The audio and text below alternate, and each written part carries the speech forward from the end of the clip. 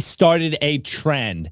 And now we have the $4 trillion giant and biggest home lender in America accepting Bitcoin for a down payment on a new home. You've heard it right. One of the biggest, if not the biggest, lenders in the world wants Bitcoin for collateral. And of course, there's reason to be critical of this announcement, and I will dive into that today. But what happens if Bitcoin now becomes the collateral backing the $370 trillion real estate market? And further, it's showing another data point on the trend that I've been kind of saying the last couple of weeks. And I'm the source here. You know, I don't have an official source for you, but it does seem like 2026 is the year that Bitcoin is fully embraced or ingrained into traditional financial system. And maybe we'll talk about the pros and the cons of this, of course. But what am I talking about? Of course, actually, before I dive into all the news, let me just play you a quick little clip from CNBC that covers, does a pretty good summary. Here we go. With yields, this is Fannie Mae prepares to accept crypto-backed mortgages. Diana Olick has the details on what crypto-backed mortgages are. Diana. That's right, Dom. It's not the first crypto-backed mortgage, but it is the first to comply with Fannie Mae requirements for purchase. Better Home and Finance, together with Coinbase, are offering a new mortgage that would allow home buyers to use their crypto assets as collateral. It falls under Fannie Mae guidelines, so it can be bought and securitized by Fannie like any other conforming mortgage. All right, how does it work? It's a little tricky. The borrower takes out a regular mortgage with Better and then a second loan backed by either Bitcoin or US dollar coin and held in a Coinbase account. The second loan would fund the down payment on the first loan. That way the borrower doesn't have to sell their crypto. Both loans are held by Better, and the crypto assets, once pledged, cannot be traded. Even if the value of the crypto falls, nothing changes on the loans as long as the borrower keeps making the monthly payments.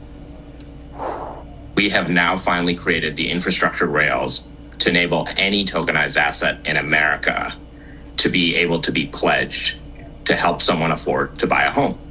So it starts with Bitcoin, starts with USDC, but going forward, it can be Apple stock or Amazon stock or any publicly traded mutual fund, bond fund, something that you might hold in your IRA. You're going to be able to pledge that to buy a home. Now, the downside is you are paying on two loans, which makes it a little bit more expensive. But Garg says since you're not selling the crypto, you're still benefiting from its appreciation, if it does appreciate, which offsets the higher cost. Other companies like Milo make crypto-backed mortgages, but without the Fannie backing, so their interest rate would be higher. If you want more details on this, I know it's complicated. It's all up on CNBC.com right now, Tom. Oh man, that was funny. I'm laughing at the if it appreciates part. That's good stuff. That's good stuff. Anyways, just to refresh you, of course, JP Morgan, Jamie Dimon, also last year, basically at the literal top, also announced that Bitcoin can be pledged as collateral. Now, I already see some people in the chat, talking about like who really cares. Obviously, from a purely Bitcoin, maybe hardcore Bitcoin maxi position, there has been this conversation of Bitcoin as pristine collateral, as the best collateral in the world. And I think this is why this is, in my opinion, probably another data point of another huge announcement regarding Bitcoin. And yet, what did we see the price do this morning? It crashed. And that probably has a lot more to do with what's going on in the Middle East. People are saying Trump's chickening out. If you've been following along on that, it looks like that 5-day extension has now been extended to 10 days. There's really a lot of uncertainty, and I think that is what's driving the Bitcoin price currently. Someone asked earlier, like, why is Bitcoin down? I think it's because of the general uncertainty in the Middle East. And guys, I know I did a little TA chart bowling for you guys, but my trend line is so cooked. So I'm going to have to redraw another line. We all know TA is astrology for men. Anyways. Obviously, there's some bad side here. If you were not living under a rock in 2008, you might know this Fannie Mae name. It might be a big name to you, which is probably where a lot of the sentiment or maybe the criticism and the hate is coming from. Personally, from my perspective, I don't generally trust Fannie Mae. I don't generally trust many institutions, but I could also be a smaller minority. I could be, you know, more of an outsider, more of an extremist, like not in the normal over 10 window. But for a lot of people, you see big names like this, a $4 trillion institution or firm, lender, and they come out and they give the stamp of approval on Bitcoin as collateral. It really does go into a lot of the narratives that we've been talking about in Bitcoin. Bitcoin is not only the best money in the world, but also pristine collateral, as our boy CJK has come on the show and said for, I guess, years at this point. Now, there is, before I get into it, obviously, as that clip said, this isn't the first one, but this is probably the biggest announcement regarding this. Yes, there's some Bitcoin companies, there's some Bitcoiners that are doing mortgage-backed loans, and arguably they're probably doing it better. And I'll probably break that down for you guys a little bit. But we have JP Morgan announcing they want to do something similar, not necessarily in mortgages to buy a new home, but you're seeing that 2025 was the year that the institutions, Wall Street, the big firms, did their research on Bitcoin. Seems like 2026 is when they're all trying to speed run products to essentially attract not just the Bitcoiners' wealth or the crypto wealth, but also to make sure that they have these products as we move into the tail end of the 2020s. I think they're seeing the writing on the wall. Bitcoin isn't going away. Yes, we're probably waiting for another capitulation event. At least that's kind of the general sentiment. But I think they've come to terms with the idea that Bitcoin isn't going to zero. I didn't cover it yesterday or today. Actually, I didn't really cover much on yesterday's show. And I'll talk about what happened yesterday, guys. For the hardcore guys, I'll talk about what happened yesterday. But there was a Fidelity report that came out, which was very interesting, where they're seeing a trend in regards to how people see Bitcoin, that it's no longer this idea that, hey, don't touch that Bitcoin thing. It's no longer an if I should buy Bitcoin or not. It's really shifted to this idea of how much of my portfolio should get into Bitcoin. The conversation is no longer, do you even buy any Bitcoin? It's like, well, how much do I get off zero? Because zero allocation to Bitcoin is still a bet. You're still betting on what is going to happen. And now we're getting to the point where people are having these conversations of like, is it just 1%? Is it just 5% of my portfolio? 10, 20, et cetera? Do I go all in? Do I do the Sailor 150%, you know, what do you call it? Triple maxi strategy to get into Bitcoin? You're starting to see there is a general sentiment twist and shift on Bitcoin. And I will be talking about this in the culture. I've actually been thinking about this the last couple of days. It might be a slightly different angle on that conversation.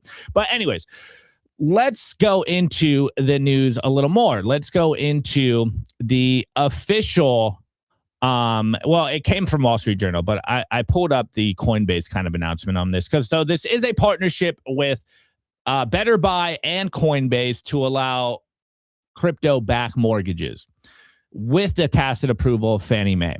So again, I don't have Wall Street Journal, but you can see the headline. This is where it was broken. Fannie Mae to accept crypto-backed mortgages for the first time. New offering for Better Home and Finance and Better Buy. Better Home and Finance and Coinbase allows home buyers to pledge Bitcoin and other cryptocurrencies when making a down payment. But since I don't have Wall Street Journal, I'm going to go over to the CNBC coverage of this, which is, again, the same title. Fannie Mae accepts first crypto-backed mortgage product. And they basically covered exactly what was in that clip. But just a key points, Fannie Mae will accept crypto-backed mortgages via a new product by Better Home and Finance and Coinbase. The borrower would take two loans, the second to fund the down payment on the first, and the borrower needs to have a Coinbase account. And once the cryptocurrency is put up as a collateral, it can't be traded. Again, I will give you my view on some of these details, but let me read a little more of this. So again, it's not the first, but here's a quote. Quote, we have now finally created the infrastructure rails to enable any tokenized asset in America to be able to pledge to help someone afford to buy a home.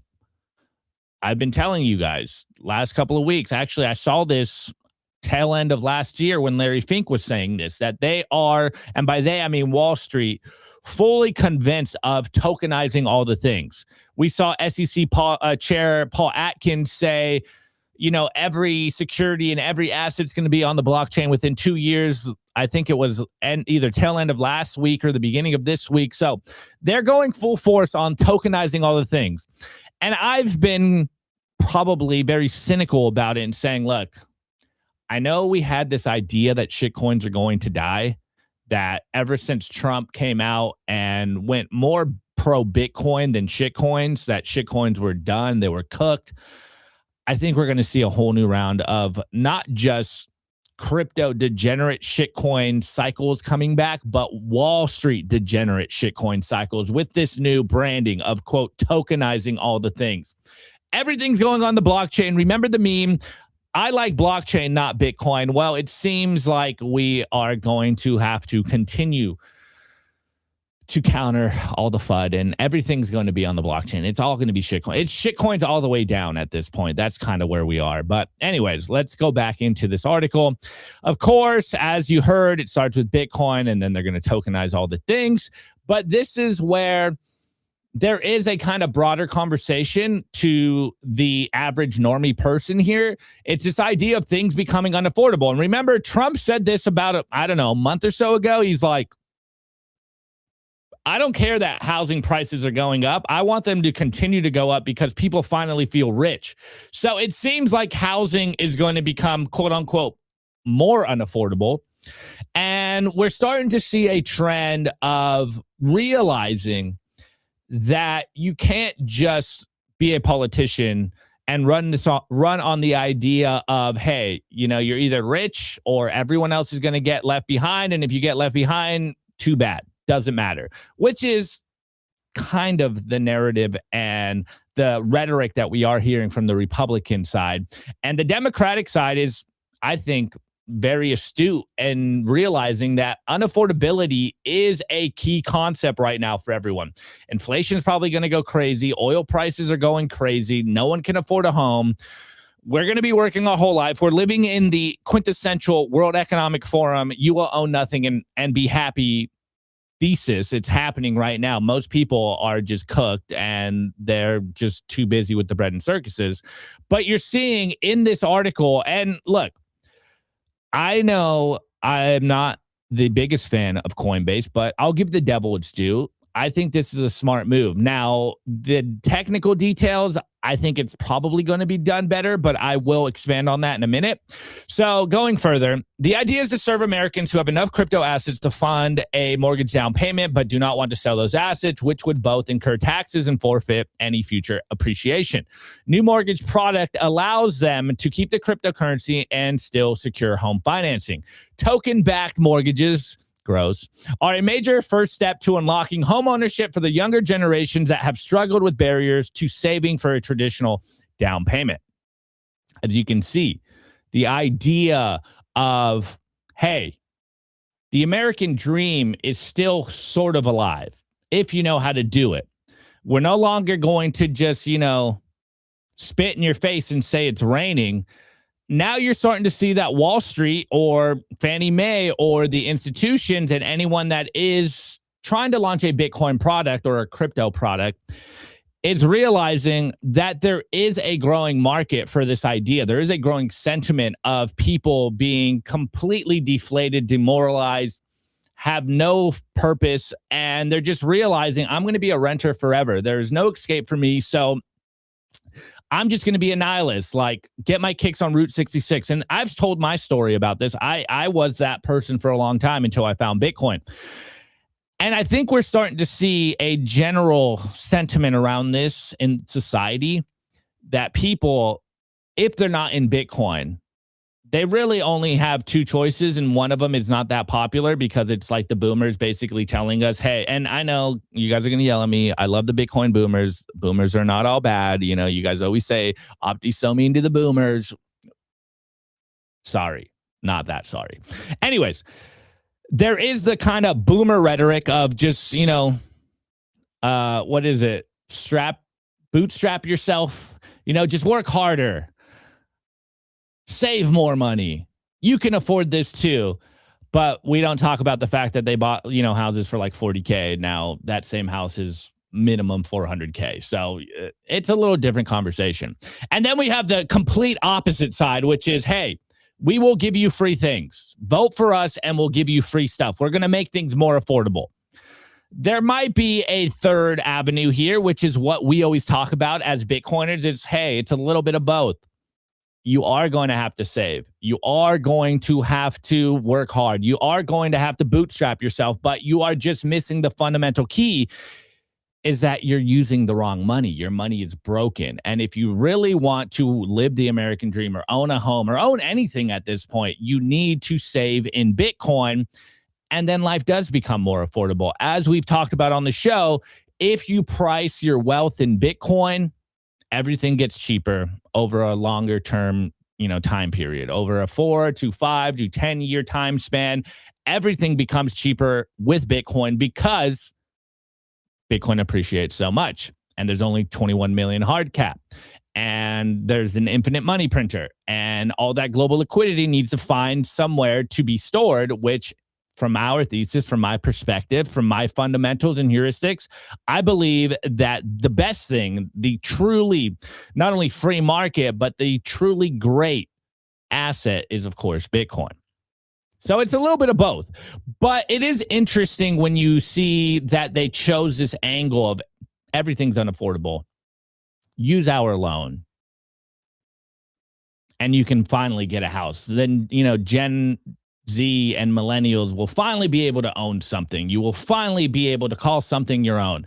Now, I saw another clip, and this was around summertime of 2025, and I don't think this is from a Fannie Mae representative, but it is at like a Fannie Mae conference or something. There's Fannie Mae behind him, and he says something very similar. It's a short clip. Let me play that for you guys.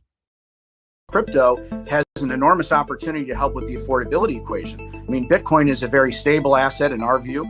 Obviously it has volatility, but a lot of assets have volatility. And a lot of people have a lot of wealth in Bitcoin. And so we want to make sure that people have access to the American dream, and we're doing everything we can. It's a pretty good sell. It's what we say. I think it's what Bitcoiners have been saying for a long time.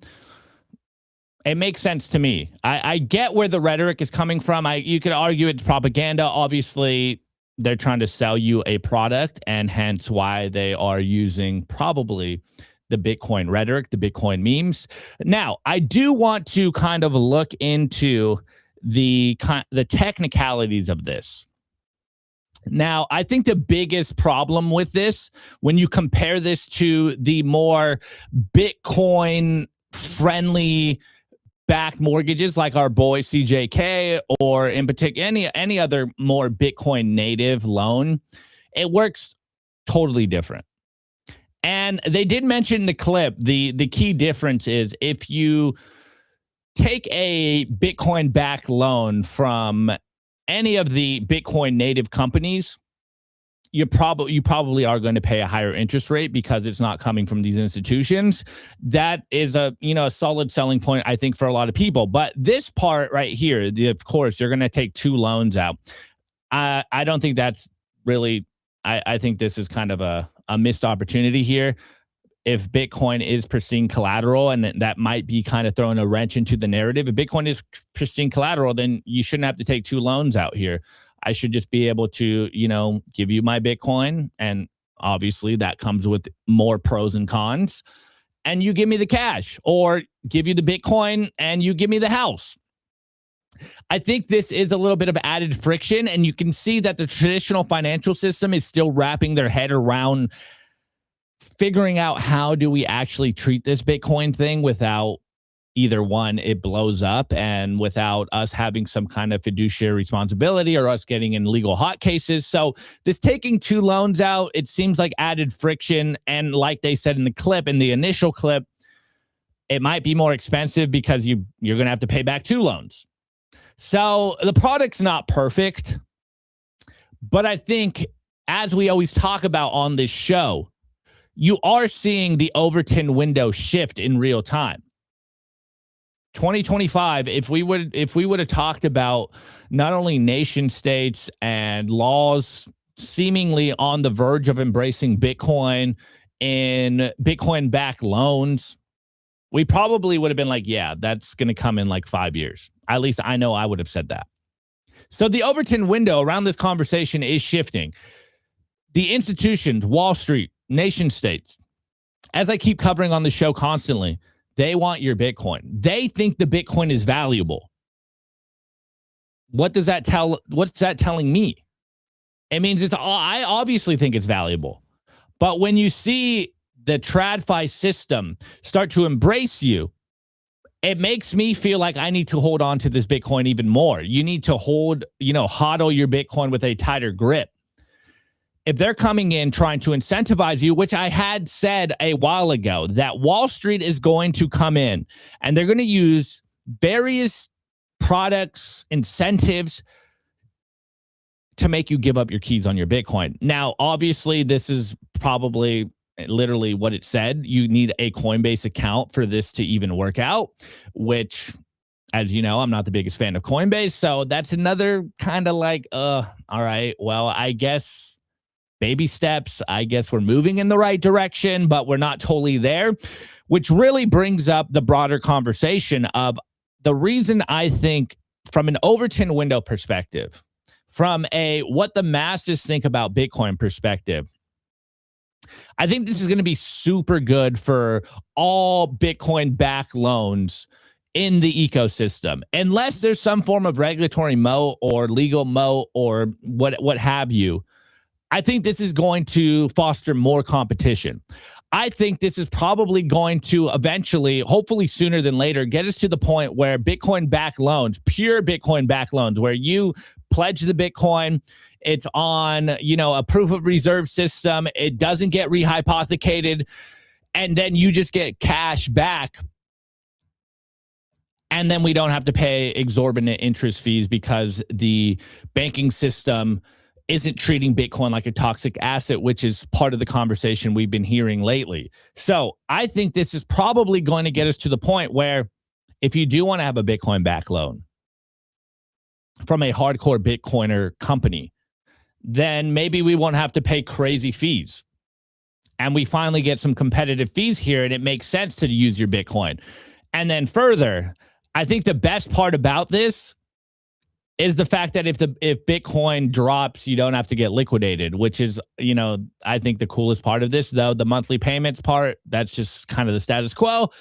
But there are Bitcoin companies that you don't have to pay monthly payments. You just pay it all back in full at the very end. Now, will we be seeing these products from Wall Street?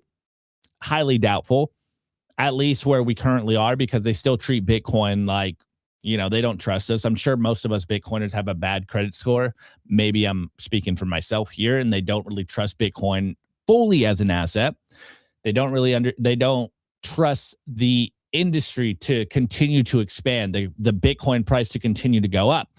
But we are seeing that traditional finance, whether it's perfect or not, they are starting to embrace the industry, and that comes with more pros and more cons. Obviously, there's been a huge conversation recently on this idea of, is Wall Street co-opting Bitcoin? Are they trying to centralize control of Bitcoin? Are they trying to centralize the amount of holdings in Bitcoin? And what does that mean for Bitcoin at large? Is Bitcoin still decentralized? Is Bitcoin becoming a gilded cage? These are the conversations I'm having. Wow, I just made myself sound like a schizo. This is the thoughts that I have. This is the doubts I think we've all been feeling recently. Or maybe not everyone, but some of us are. I think it's just because I'm on this side of the camera that I'm like, I come out here and I tell everyone I believe in this revolution. I think Bitcoin's going to take over. I in my heart of hearts know it's going to take over. But in what form and with what fallout? And so I think about this constantly of like, I come out here and shouts at the Down Under Blues. He's like, you guys are becoming pure propaganda. And I'm always like, I've been very transparent about the fact that I like making Bitcoin propaganda. But I think about it constantly. I'm like, am I, walking you down the river, I think, as the euphemism go? Are we floating down the river together? And it's not going to end in a good place. those are my doubts, obviously, but I think we are doing what we're doing. I know the winning feels weird. I know it doesn't feel like we're winning, but I think we truly are winning. I think we are in the, I don't want to say first innings of institutions embracing us and in the masses starting to understand what we have all understood for years, because it is interesting. You'd think when you see huge institutions embracing Bitcoin, the Wall Street giants embracing Bitcoin, that people would perk their ears up and want to own some Bitcoin. Or when you see huge celebrities embrace Bitcoin, which is why Bitcoiners get so excited when big names start to embrace Bitcoin, because it basically, at least to us, confirms that, hey, we are getting embraced. We're no longer out in the cold. People do see the value of this. I'm not crazy. I did, get there early. And now people are catching on, and it just hasn't manifested where the masses have found Bitcoin to be the coolest technology on planet Earth currently. I always have my theory that I just think it's this FOMO price, like number go up brings everyone in, and then you stay for everything else because you realize how awesome and revolutionary and world-changing this actually is. I think time will tell, but I do have a meme for you guys. I know you like memes. It's not really a meme. It's kind of a meme. Tweets can be memes too. And I saw this as I was preparing for the show, and I totally agree with this. This is not financial advice, all right? This is not financial advice, but this does make me laugh, especially when you think of this idea that you will not get liquidated on this loan, though a lot of Bitcoin-only companies as well have similar features. But here's a good tweet. We have, I don't know who this is, Naroff. He looks OX Naroff, so I'm guessing he's kind of a shitcoiner.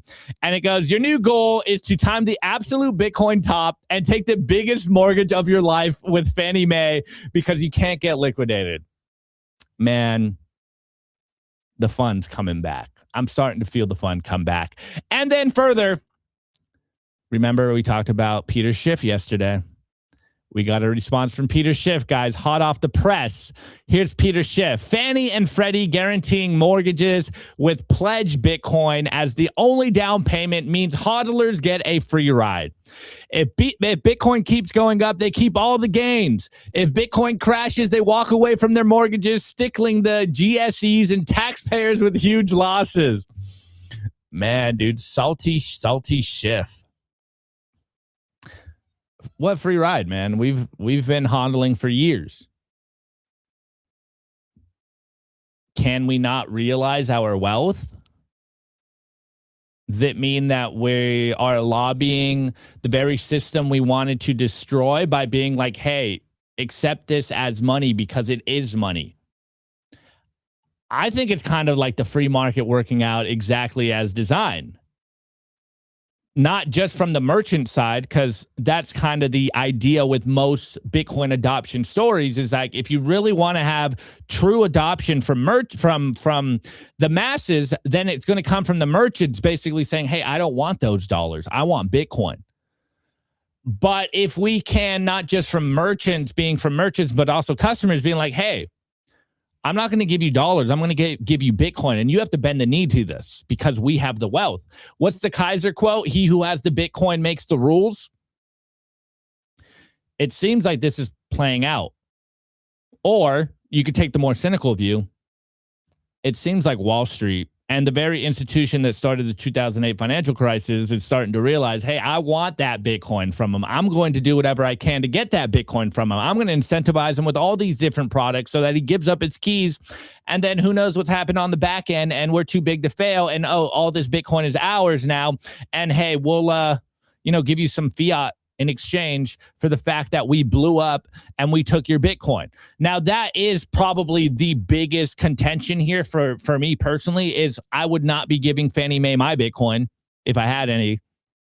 Further, I don't use Coinbase. I'm not giving, putting Bitcoin on Coinbase. But it does, I think, spread the broader conversation. I think it does show, hey, Bitcoin is here. It's not going away. And it's starting to get ingrained in the traditional financial system, which, again, has pros and cons. But I think when the price comes back, who knows when, soon, 3 months, 9 months, end of year, when we start coming back, when the price starts getting a little more life in it, I think we are going to see that these Wall Street institutions had laid out the foundation for all of us to use Bitcoin as money. Now, of course, there's still a regulatory hurdle.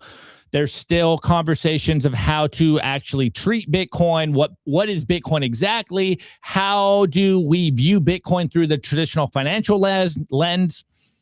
And I think these will all work itself out. It might take a while. It might be faster than we know. It could be a gradually then suddenly scenario.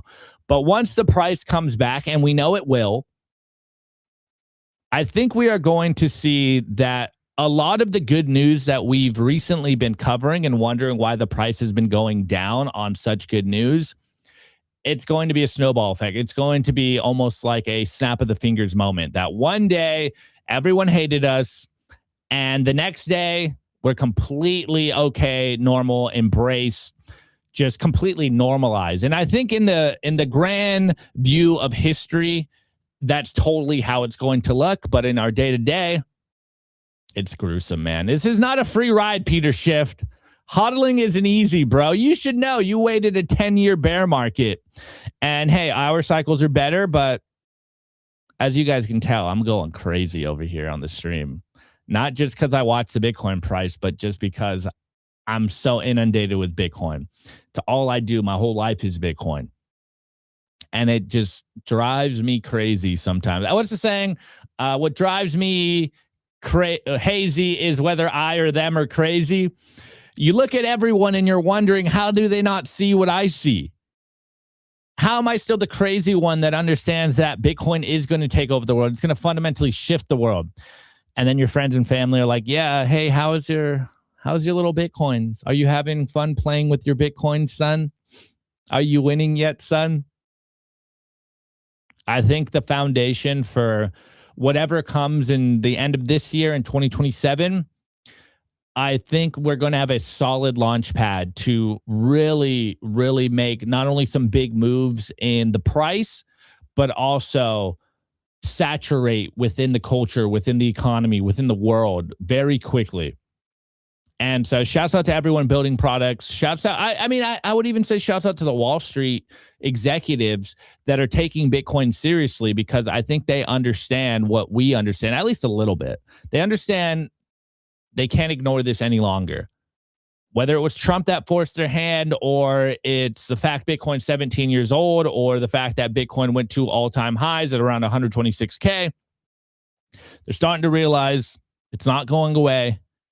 We got to make these, or rather, maybe it's because of all the customers at these institutions begging them, yelling at them, hey, we want Bitcoin products, that we are starting to see them. Again, I would not be using most of these products, but if this does breed competition so that we get more favorable, incentives, more favorable products from Bitcoiners we do trust, it looks like Bitcoin is surely taking over the world. It's happening slow, but it's happening nonetheless. All right, guys, that is my view on this news story. I have a clip from you for you from Larry Fink. Pretty sure this just happened this week in regards to what's going on in the Middle East and exactly what the rise in oil means for everyone. It is a little doomer. I know you guys are going to yell at me. You guys have been so doomer lately, but it does bring up a broader conversation. And I was thinking about doing a video on this, but I don't know. I might just give it to Luke. So you might be seeing it on Luke's channel. But I'm getting 2020 vibes, okay? I'm getting some 2020 vibes. I can't kick them.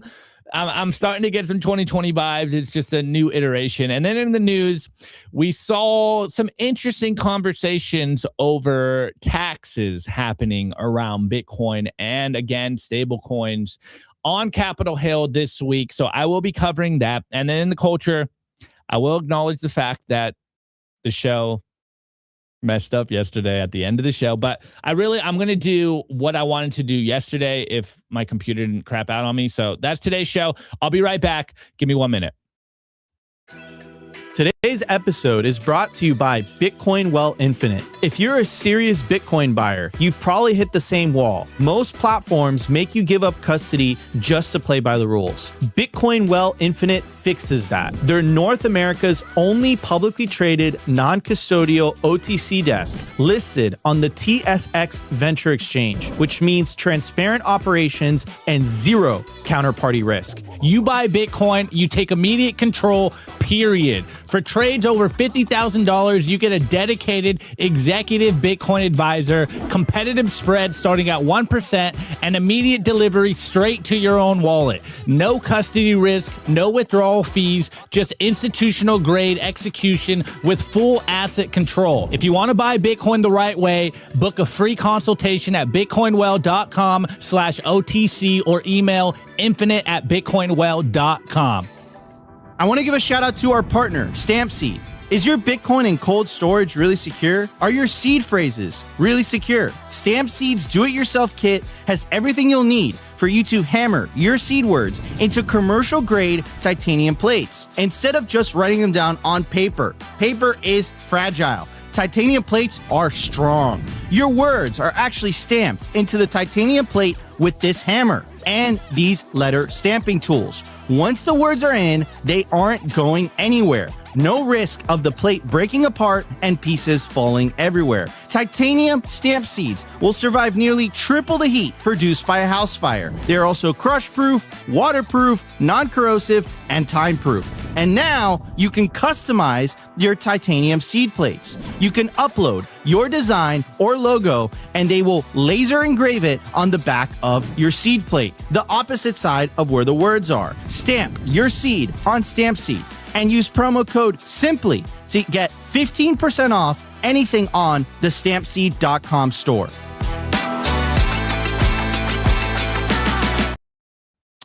Oh, sorry, guys.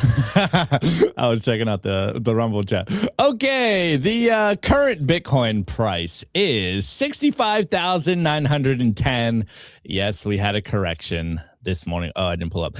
We did have a correction. I'm not going to TA on you guys today, but just know that my trend line, my daily trend line I was talking about yesterday is absolutely cooked. So like any good TA chartist, I will just move my trend line lower. Okay.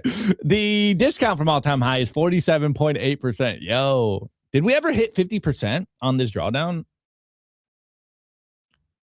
Yeah, I think we did, right? 60K down is a little more than 50%. All right, anyways. Market cap, 1.32 trillion. Dude, we're not even going to hold on to the $1.3 trillion market cap. Yo, we're so cooked. No, everyone's like, Opti's getting bearish. She's been hanging out with Nico so much. Just acknowledging I don't really know what's going on with the price. It doesn't matter. Long term, only thing that matters is holding more Bitcoin than you do today. Anyways, the block height, the only time that truly matters, the only universal time that truly matters is 942,501. Okay, so Larry Fink was on BBC. Oh, I didn't pull it up. Oh, dude, I'm so wrecked. Wow. All right, forgive me. The levels aren't right. I'm going to have to play this from the Twitter browser. I thought I pulled it up, but I didn't. Here you go. Let me double check that you guys can see this. Let me know if you can hear this. I completely blanked on pulling this up. So if it's quiet, forgive me. I usually like to edit it, process it a little bit so it's louder, but whatever. Let's just watch the clip and then I'll kind of rant a little bit about it. Is Iran a country that can be accepted by the international community? Can Iran be a country that participates in the world again? And if that outcome occurred, then you could have the Iranian oil back into the marketplace alongside the growth of the Venezuelan oil. And you could paint a picture where oil prices could be lower than they were prior to the Iranian war. If there's a cessation of war, and yet Iran remains a threat to trade, a threat to the Straits of Hormuz, then I would argue that we could have years of above $100, closer to $150 oil. What happens to the global economy if that happens? How do we see it? We'll have global recession. Is Iran Yikes.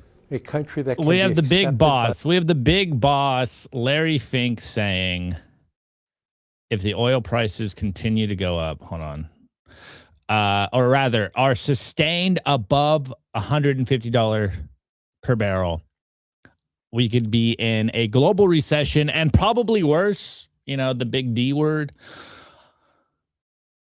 which is obviously very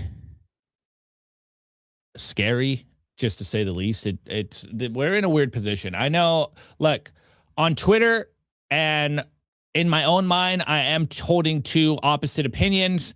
I'm seeing, and I'm just going to use these names to kind of, you know, put faces to them, but I'm seeing, you know, the conversation of maybe just the more cynical people being like, Trump has no plan. He went into the Middle East, thought it was going to happen easily.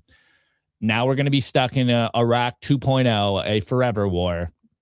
This is only going to continue to get worse and worse and worse. Then you have the other side, which I've been mentioning. It's like a hybrid of Tom Luongo, Simon Dixon, where they're both basically saying that there's some backroom deals that, you know, the deal's already been made. Everything is playing out as theater. You know, there's going to be a W at the end of this, though. Simon Dixon always goes that Trump made a deal for the financial industrial complex, and it's going to essentially change the U.S. from the main only superpower in the world to a regional power, and that power will shift to, you know, China and Russia. And then we have the Tom Luongo angle in there. That's essentially Trump made a deal, and this is all America first. This is all to rearrange global trade lines. This is actually good for the U.S. But what we are seeing that we can confirm as a fact is that no matter what happens in the Middle East right now, if the Strait of Hormuz was opened up tomorrow, it would still take months for things to get back to normal. Months. So after summer, maybe they can get the economy booming again right before the midterms. You know, I'm, again, opposing ideas here. And so I think maybe somewhere in the middle is probably the truth. Maybe Simon Dixon's right. Maybe Tom Luongo will be right. Maybe the, you know, cynical Anons on Twitter are right, and he had no effing clue what was going on. But the point remains the same. I think the data that I've seen, if oil stays above 150 for a prolonged period of time, it, like, without a doubt guarantees a global recession. Now, I'm not trying to fearmonger here. It's just trying to understand where we currently are. Though, you know, Trump keeps doing all kinds of things to try to get oil prices down. But I think the recent crash we saw in Bitcoin and the recent price movements in equities, you know, S&P 500, NASDAQ, and even gold and silver, and in oil, I don't know if the investors, I don't know if the market is pricing in that this is going to solve quickly.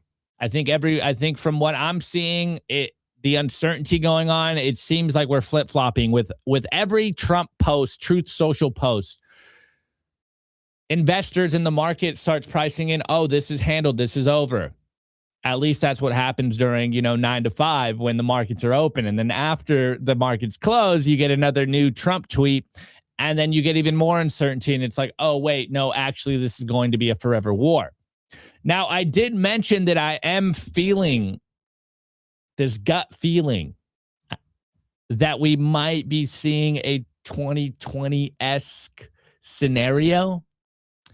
And by that, I mean we are seeing the IEA. Is it IEA? I'm blanking. The International Energy Atomic Council, so IEAC. We just saw last week that the IEAC did a report, or maybe it was just a post, where they are starting to essentially recommend that we might be going into like an energy lockdown, telling you, hey, you know, fill up your gas. If you can not drive so much, stay at home. Maybe don't travel. if you can use a bus, maybe, alternate through that instead of flying to, St. Bart's for the weekend, though, of course, they're not going to stop. If you can use public transportation to get to work, do that. If you can parallel drive with coworkers, do that. We are starting to see huge lines for gas in Asia and Australia.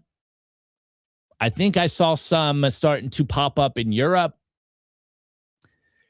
So I'm starting to see and again, maybe this is my PTSD. Maybe this is what I asked for the other day where I'm like, can we get to the new conspiracy theory here?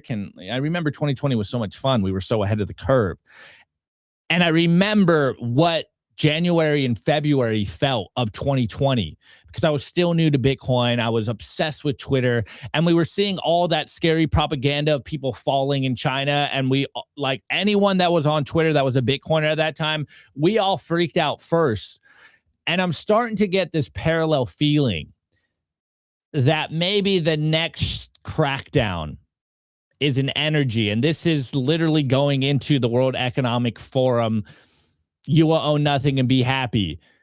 2030 agenda that, hey, we need to use less energy.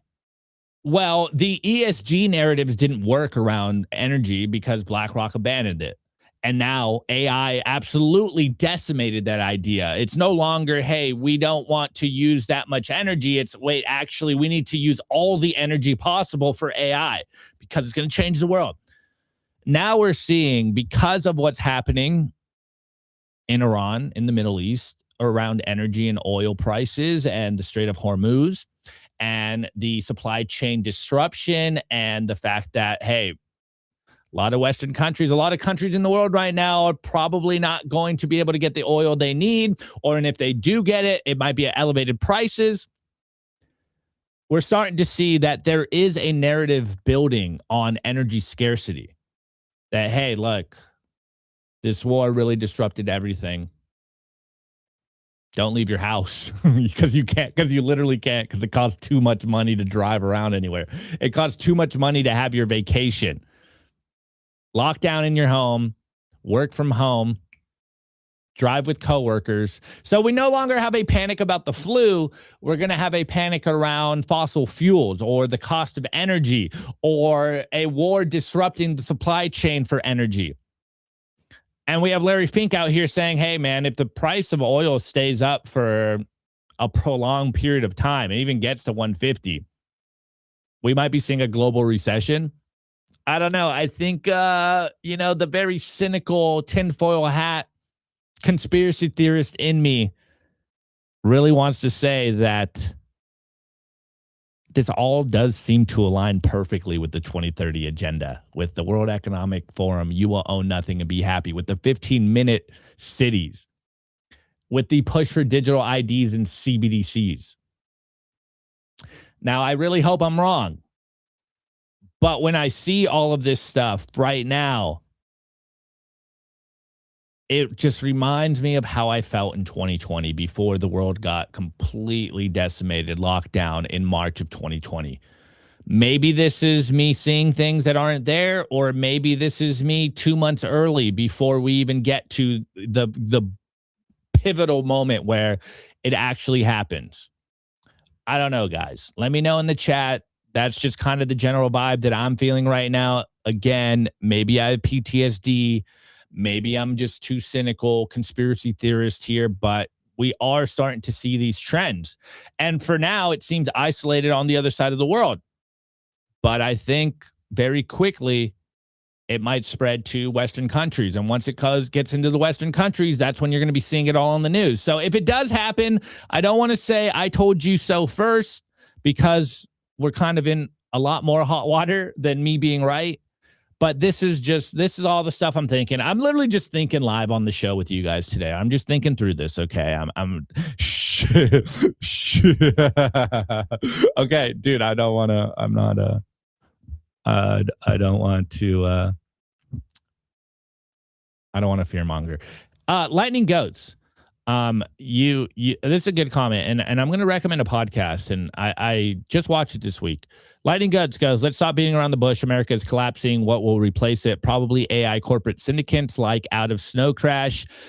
You know, I am generally aligned with you, but I saw an interesting podcast on the Bitcoin layer, Nick Bhatia and Santiago Capital. I think his name is Brent Johnson. And it was a very interesting take that I haven't heard before. And I really need to, you know, do a little research and kind of digest it and look at some content. But he made the case, and again, maybe it's just cliche, man thinks it's the Roman Empire, but I highly recommend you go watch it. And the takeaway from it was this. A lot of people are saying that the US is collapsing or already has collapsed and we just haven't recognized it. But Santiago's kind of thesis in that podcast was maybe this is akin to what we saw in Rome, where the Republic ended, but the Roman Empire was born. And I just thought that was such an interesting kind of flip of the narrative. It's like maybe the U.S. as we currently know it, as a republic, you know, a representative, democratically representative republic. I know a lot of people like to say and you know, cheerlead that, hey, the U.S. is democratic. It's like, no, really, it's a representative republic. This is a republic. And maybe that is what's collapsing. But I don't think that necessarily means that the U.S. is going to go away like the Soviet Union did in, you know, the late 80s. So this idea of maybe the U.S. Republic is eroding, but maybe a U.S. empire, a true empire, it's coming about. I don't know. Go watch it. Bitcoin Layer, Santiago Capital. It's just an interesting podcast. And I haven't really been watching too much Bitcoin podcasts because I make content. But that was probably the freshest take that I've heard in a while. And I'll check out the chat during the commercial break, and that's just kind of where I'm thinking. I'm going to be watching some Roman, documentaries this week, and we're going to do some Roman history lessons of the transition from the Republic to the Empire. And if you watch the podcast, you'll see that he does make a lot of good cases. There's a lot of corollary. There's some parallels to what happened around that time. I forget what the date was. I think it was like 67 AD. And where we currently are, basically, high inflation, a lot of immigration, corrupt politicians, et cetera, et cetera, et cetera. So go watch it. Highly recommend it. It was really good. Shouts out to Nick Bhatia. It was a great podcast. And again, like I said, I haven't heard that take much. And it is kind of a stark contrast because there is a lot of people that are either super pro-America or they're kind of anti-American and they want to see America collapse. And so, trying to parse the information within this is like, well, what's actually going on? What are their biases? Which, again, I will talk about this a little bit in the culture because it's something I've been thinking about constantly. But yeah, it's an interesting take. I don't know. I don't know if you guys saw this. Hold on. Lightning Goat said that all I know is this: the America I grew up in is gone. That is not free land anymore. Also, no one expected the USSR to collapse when it did. Shout out to Lightning Goat. Yeah, no, I mean, I agree. I think it's I think it's an interesting.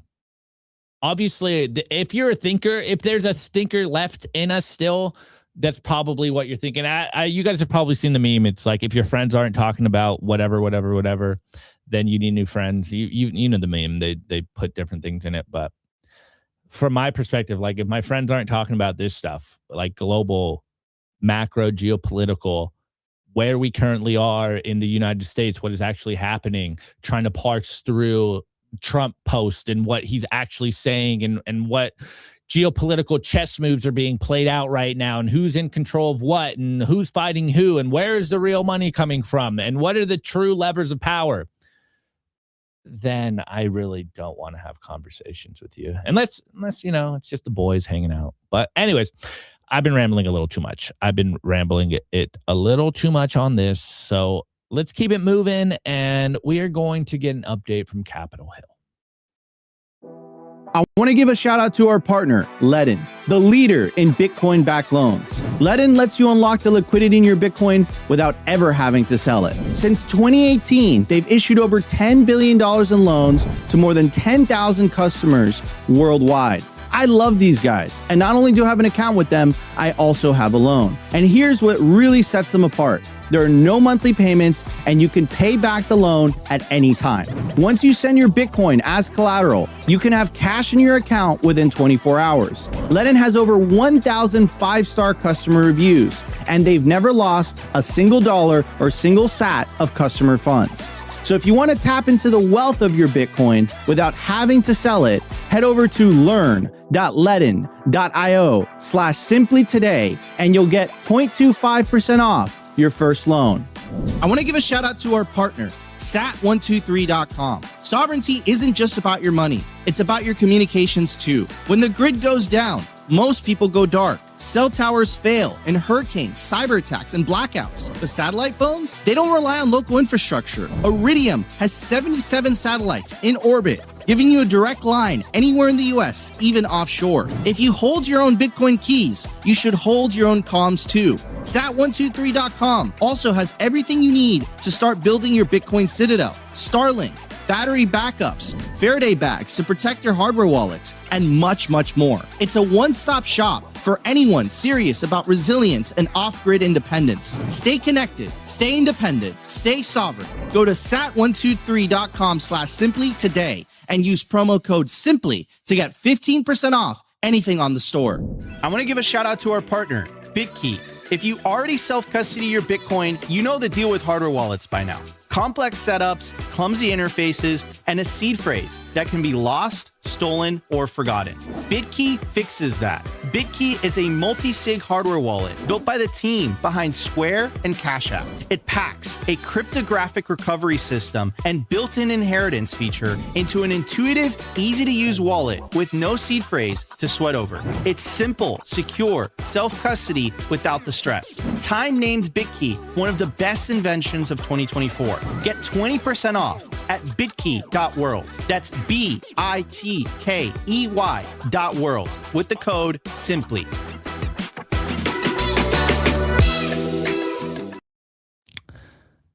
Looking at the YouTube chat, super interesting. Anytime we talk about houses, everyone freaks out. It's like the Joker meme. Oh, wait, sorry. I got yelled at. I can't laugh.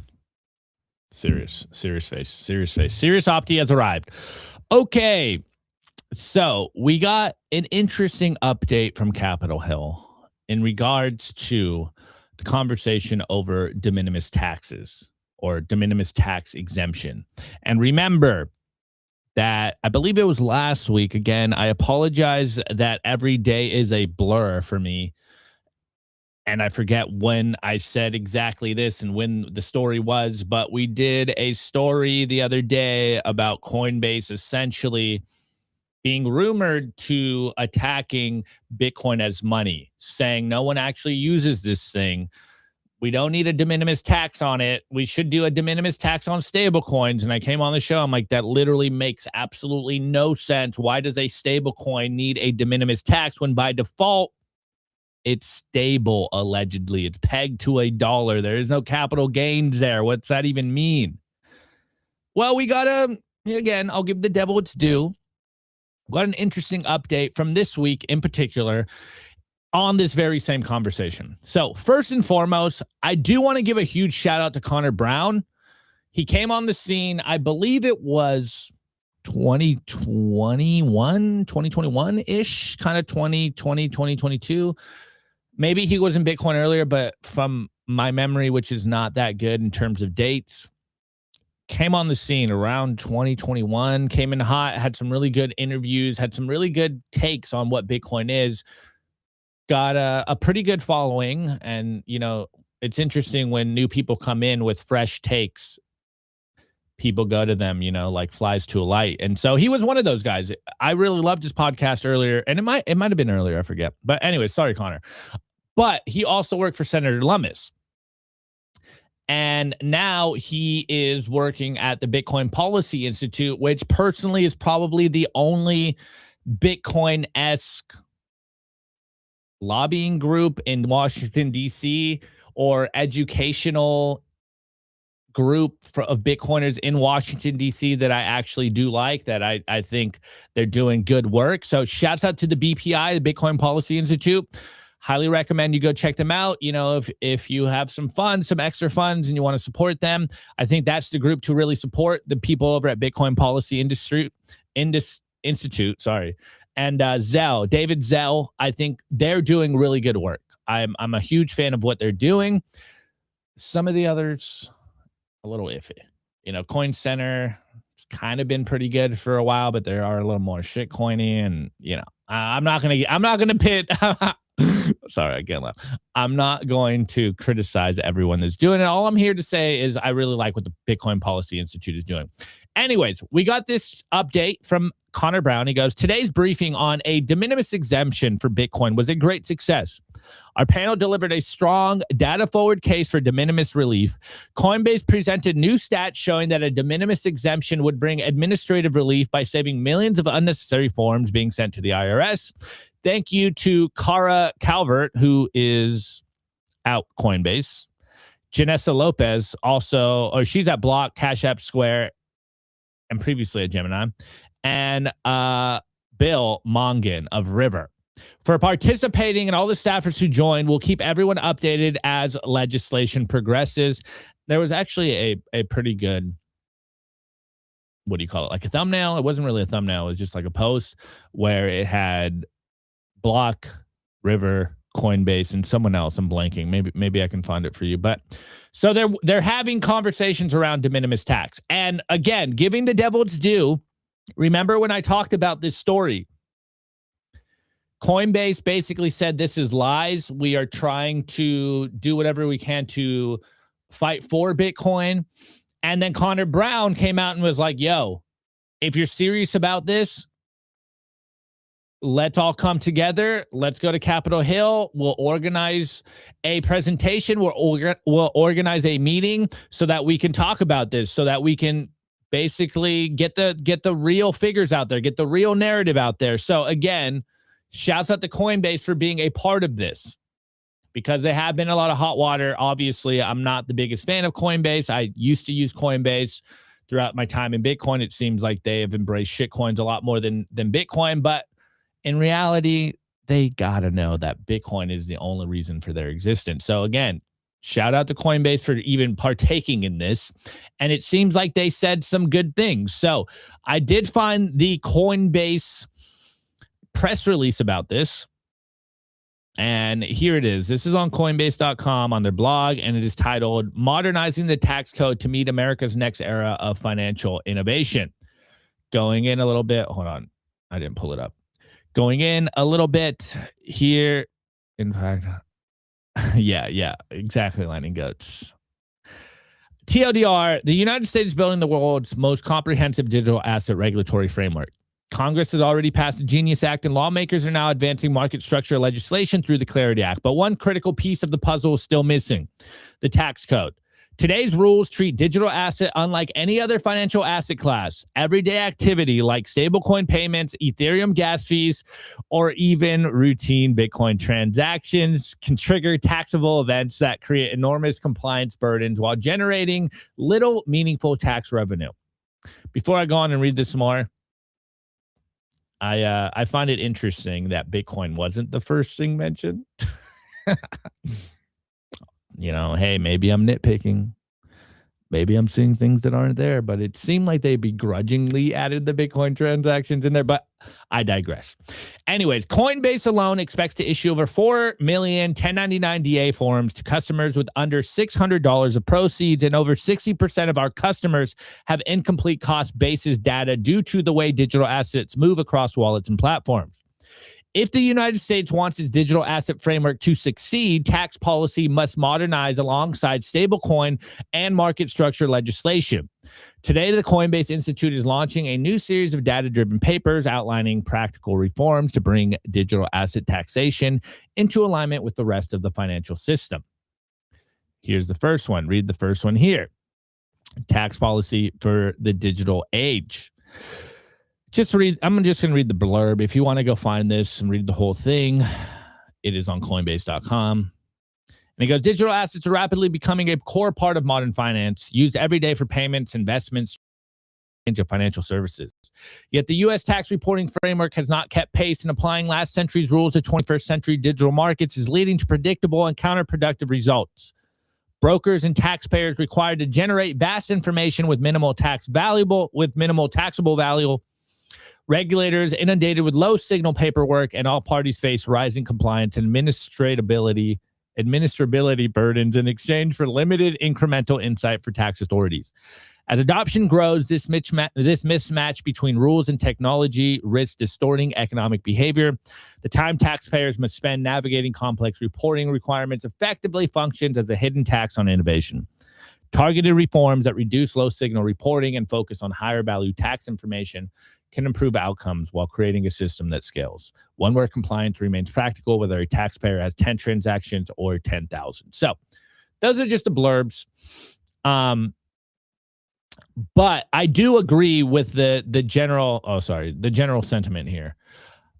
I personally think that the biggest thing stopping quote unquote adoption right now is how Bitcoin is treated from a tax perspective. And we are seeing some favorable stuff come out of the SEC and the CFTC in regards to how they will be treating Bitcoin. And I think, like this Coinbase report blurb said, if the U.S. is serious about the, quote, Bitcoin capital of the world or crypto capital of the world, then there will need to be a tax reform in regards to how Bitcoin is treated. Personally, I think it's money. Why are we being taxed on our money? I'm not the biggest fan of a de minimis tax exemption because they've been historically lowered and lowered and lowered where it really doesn't make that much sense. I want to see it where we could all live on Bitcoin. It doesn't have to be, a crazy amount of money, but enough where you can pay rent and buy groceries with it. So I will applaud this effort to actually go to Capitol Hill, to put their neck on the lines, from Bitcoin Policy Institute to Coinbase to River to Square or Block. This is the type of lobbying that we do need. This, I think, is one of the more important things that could happen for Bitcoin that would truly unlock Bitcoin adoption. I've said it all the time. I've said it before. If Trump really wants to go down as the greatest Bitcoin president in the world, or rather in history, it's about, whoa, that was weird. It's not just about creating a strategic Bitcoin reserve. If he wants to go down on Mount Rushmore for Bitcoin, it's eliminating capital gains on Bitcoin and letting us use our money like money. Or at the very least, if we have to pay a capital gains, can we also, write off capital losses? Treat us a little fairly. That's all I'm saying. But preferably just no cap gains. Okay, guys, let's move on. I do want to talk about media literacy. I thought about this on Monday. I think that's when I did that show, on Monday. Oh, wait, actually, before I go on, sorry. We saw this other thing, and it's, in my opinion, kind of asinine. But, hey, we're talking about taxes and what's going on in Washington. So this also happened. The Digital Chamber says, we're grateful to see Representative Max Miller and Representative Stephen Horsford released the Digital Asset Parity Act discussion draft. A modern tax framework is critical to keeping innovation in the U.S. Digital Chamber has led to charge through multiple tax roundtables on Capitol Hill, and we won't stop until a common sense framework is law. So it's not just coming from Bitcoin Policy Institute. It seems like this conversation is happening. Senator Lummis has been telling us for a while that they're working overtime to try to make this happen. So it seems like it's a real conversation happening right now on Capitol Hill. So cautiously optimistic. Not going to hold my breath, but cautiously optimistic. And then we got our boy Pierre Rochard, the GOAT. Wouldn't be here without you, bro.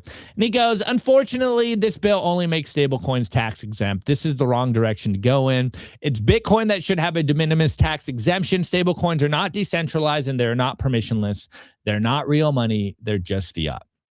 So as you can see, there's still a education curve going on in Capitol Hill. But at least we have some good Bitcoin advocates over there. I know a lot of people have said in the chat and to me personally, you know, and I'm the same way, that we don't trust politicians. And further, again, I'm going to take shots at the boomers here. Forgive me beforehand.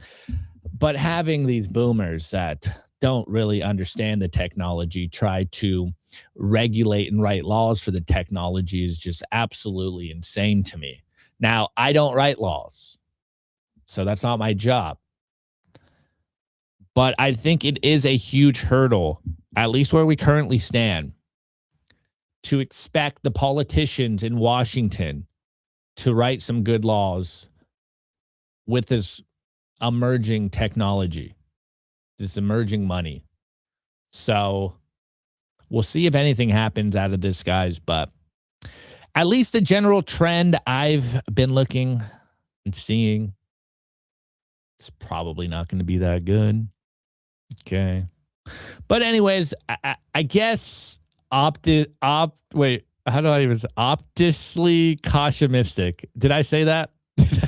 Dude, it's been a long week. Lay off my back. No. Okay. But there we go. Hey, is it baby steps? Is this shifting the Overton window? Will we see anything positive come out of this? I guess only time will tell. All I know is that there are some good people trying to do the right thing. Can they not get beaten up by the machine, I guess, to put it nicely. Okay. All right, guys. Dude, I'm getting trolled. All right. Anyway, let's keep it moving. We're going to keep it moving. We're going to go in the culture. I'm going to, first of all, acknowledge what happened yesterday. And I'm going to do what I wanted to do yesterday. All right. I want to give a shout out to our partner, HIVE Digital Technologies. Fueled by clean energy, HIVE has quadrupled its global Bitcoin mining footprint and channels that same scale into high-performance compute, where their AI cloud is now ranked #1 in the world for network performance. At HIVE, you've got dual engines, Bitcoin and AI humming, roaring, accelerating in unison. They're lean and mean, they're green and clean, and they're rewriting the playbook on sustainable digital infrastructure. You can catch the latest buzz at HIVE Digital Tech or at hivedigitaltech.com. All right, guys. Okay. I will acknowledge the elephant in the room. First of all, I do want to give a huge shout out to all you guys. Yesterday made me realize that just like how much I love the hardcore Simply Bitcoin guys or the Simply Bitcoin Live guys. I appreciate every single one of you. It really, I don't know. It hit me yesterday. I'm like, man, dude, I got to come out here and I got to acknowledge what happened yesterday to the people that watch the whole show, to the people that have to deal with me laughing like a lunatic, to the people that have to deal with me not being able to speak words, and then further have to deal with Nico trying to read. I first of all, just want to say a huge thank you. I love you guys. I appreciate every single person that has ever watched the show, even for 10 seconds. I appreciate every single person that clicked on our video. It truly, truly means the world. Now, why am I saying that? Is because I saw you guys hanging out in the chat yesterday, you know, trying to deal with my mistakes. And it wasn't a Matrix attack. It wasn't us not paying our Wi-Fi bill.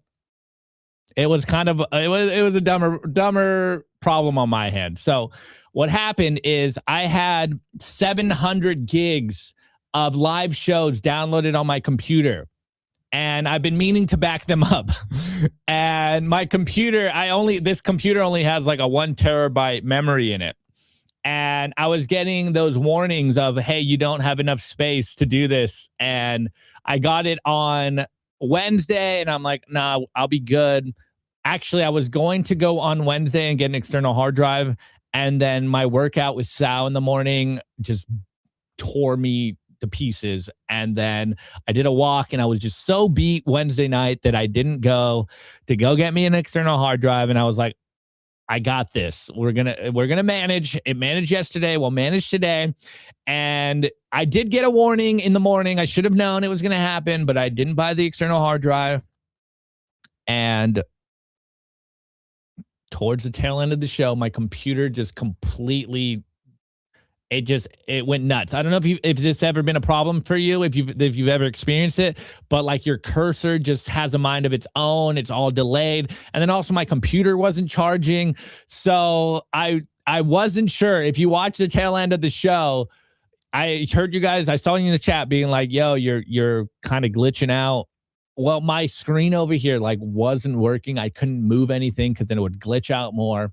But, you know, suffice to say, I got an external hard drive. I sat there for 2 hours, you know, backing all of the videos up. So we have them in our custody. We have all the videos just in case anything happens.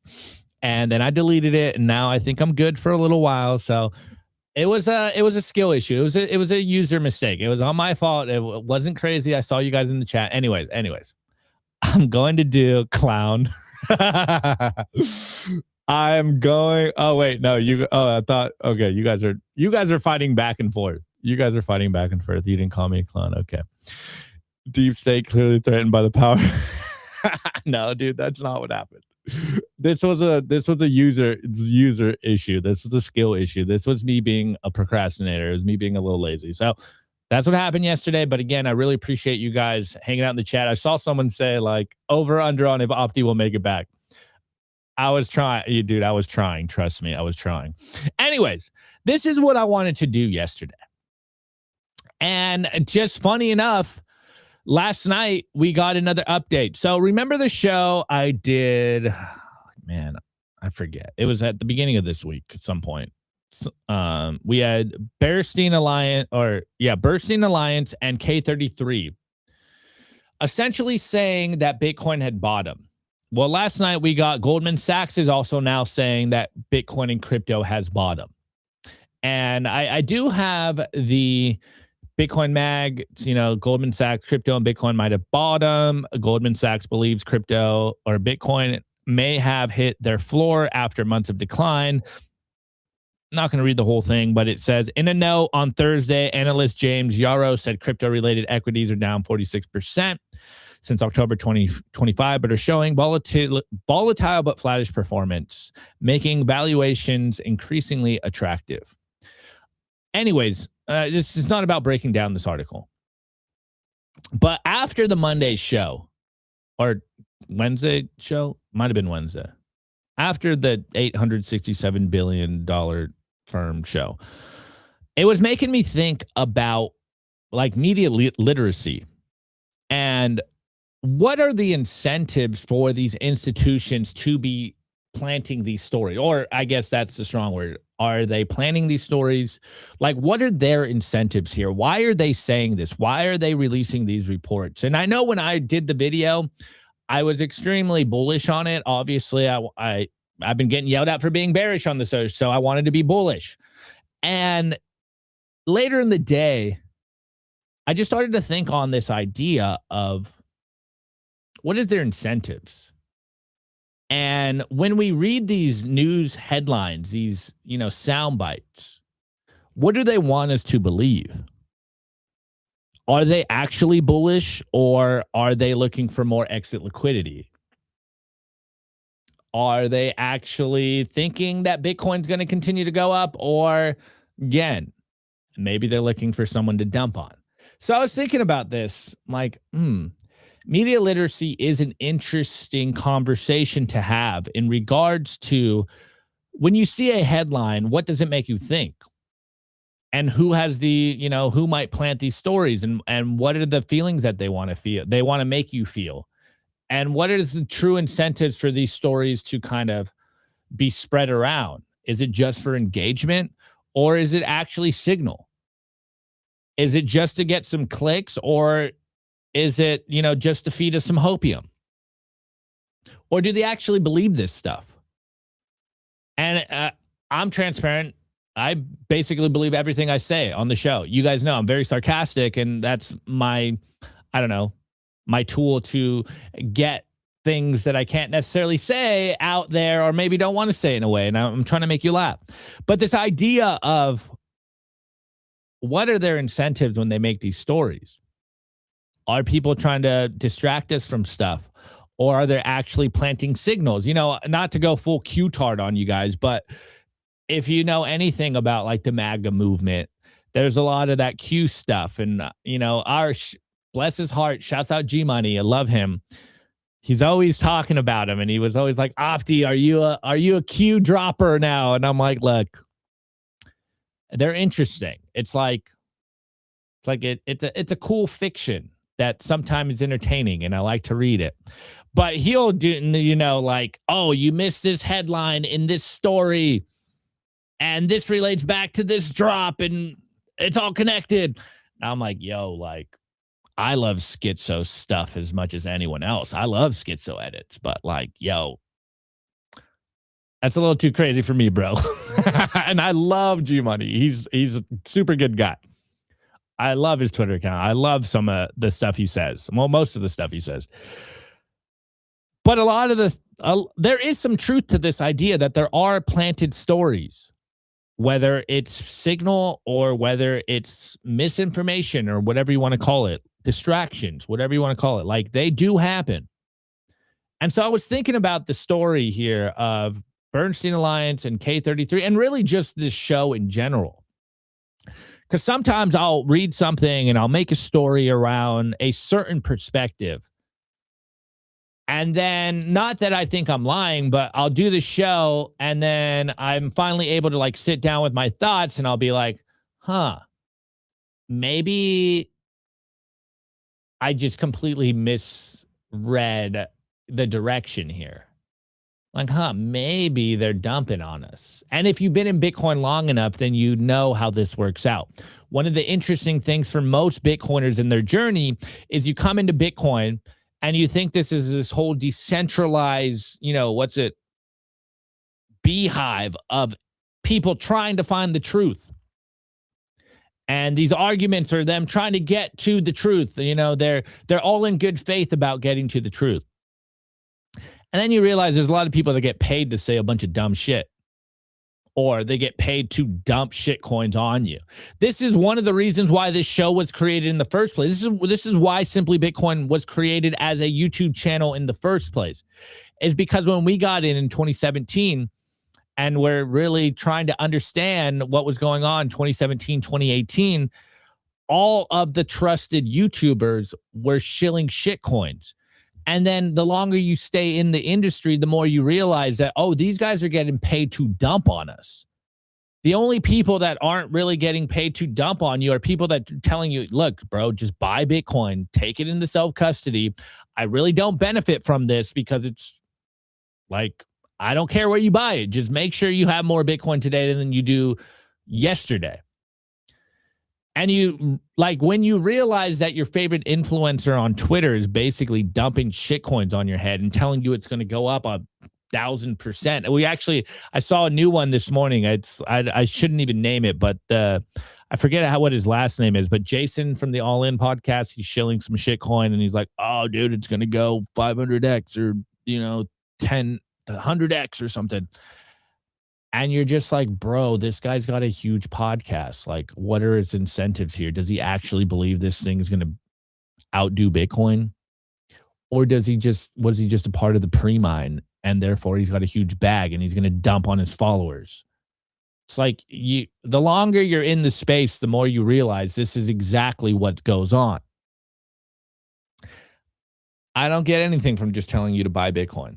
Yes, we have partners and we are trying to make sure that you can custody your Bitcoin, secure your Bitcoin, use your Bitcoin in ways that are going to benefit you. But us coming out here every single day and just like, bro, just buy Bitcoin. Just keep buying Bitcoin. Take your Bitcoin off the exchange. Like, that doesn't sell. You can't build loyal. Well, we've been able to do it despite this, but it's interesting that the shitcoiners out there just have this loyal, dying allegiance to these shitcoin influencers that are literally dumping on their heads. Now, I'm taking that broader and thinking of what's going on. You know, what are these stories being planted in Bloomberg, in Washington Post, in the Wall Street Journal, in the Fiat Times, the Financial Times. Now, we've exposed the Financial Times. We've exposed Wall Street Journal. They are obviously very biased against Bitcoin. So when you see stuff coming out of those, even the Washington Post is a little iffy. When you see articles come out from them, especially the Financial Times, which is why we call them the Fiat Times, you know what their bias is going to be. It's going to be derogatory. It's going to be anti-Bitcoin. It's going to do Bitcoin obituaries. It's going to say Bitcoin's dead. It's never going up again. Now, Bloomberg is a little more interesting because they do have a bias, but they are a little more objective. CNBC seems to be, pretty good at just telling you the truth. Maybe it's because of Charles Payne and Joe Kernan. I always call him Joe Kern because I love Kern's soda. Joe Kernan and Charles Payne, they're like hardcore Bitcoiners. Squawk Box has been very good about covering the news. So anyways, I'm not here to just talk about all the corporate press, but this is what I've been thinking. And actually, shouts out to my boy, Fernando, Base Layer. He did an interesting post literally the next day after I was thinking this. And he goes, Coinbase publish bearish indicators and Decrypt publish a Bernstein bottom 24 hours apart. The problem with this fragmented media landscape is that outlets end up covering different Bitcoins, quote unquote. And readers are making capital allocation decisions based on which outlet they happen to read first. And here you see, I'm pretty sure this is CoinDesk, Bitcoin's momentum indicators flashing a signal that should worry bulls. And then we have Decrypt. Bitcoin is likely bottom as strategy shows resilience amid plunge. Bernstein. Oh, I didn't pull it up. Sorry, guys. So as I was thinking about the show on, I believe it was Wednesday, this idea of media literacy is like, I know the headlines. Yes, we can make good stories out of the headlines. And as you can see, sometimes when I talk about stuff on the show, in the beginning of the show, I'll say kind of the headline, the big clickbait, the big soundbite.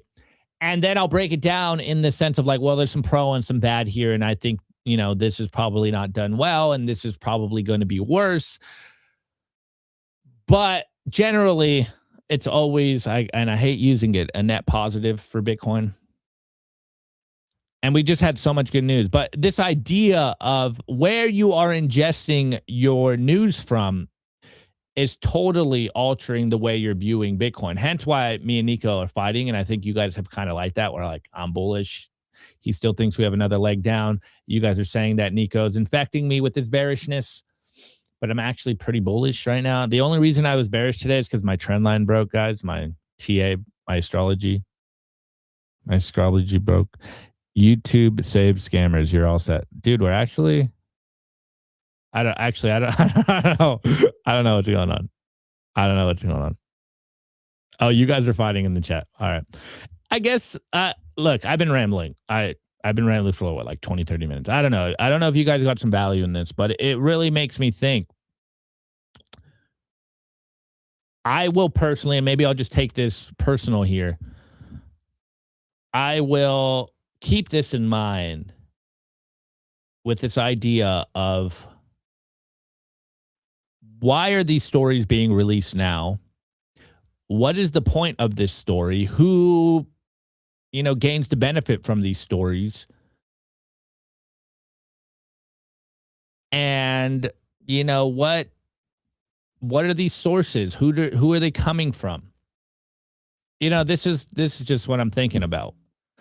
Obviously, as I even had a back and forth with Down Under Blues earlier. Let me see. Oh, it won't let me go. It won't let me scroll that high. He said something like, where Simply Bitcoin's turning into like the mainstream media and you guys are blowhorns. Like, the media. I don't even know what blowhorn means, to be honest. But I was like, look, I'm very upfront of I love propaganda. I'm a huge fan of propaganda. I think propaganda is great. Not like what you're thinking, but we are Bitcoiners. I want you to become a Bitcoiner. Therefore, by extension, I always say I make Bitcoin propaganda. I am trying to make Bitcoin so that people are interested in it. I have to fight the propaganda from the corporate press. So yes, I have my bias. I am pro Bitcoin. This whole channel is pro Bitcoin. We want you to become a Bitcoiner. We want you to join the ranks. But with that being said, I will hopefully be a little more cognizant when I do headlines and stories and I see source material of like, okay, where is this coming from? What do they want me to feel? What is this telling us? Is this bottom signals? Is this top signals? Are we exit liquidity? Are they dumping on us? Especially now that we are entering into a more Wall Street-esque era, phase. I think these are only going to increase because if you understand just how the news machine works, you understand this happens every single day. Like if you're watching, and I'm not going full Trump magatard here, but if you watch what's happening around politics, around Trump right now, you'll see planted stories all the time. And he's even planting his own stories on Twitter. So I think this is just part of all of us understanding where we currently are in the history of social media. As the AIification of everything increases, as the slop continues to hit the trough, I think it's only going to get sloppier, and we have to be very aware of what we read. We can't just read something and take it as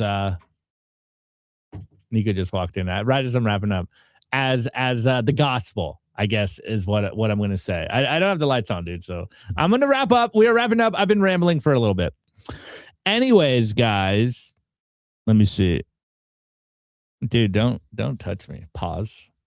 Let's see. We're only 6 months away from finding out whether Nico or Opti is right. Either October is truly the cycle bottom, or we are already well on our way back to all-time high.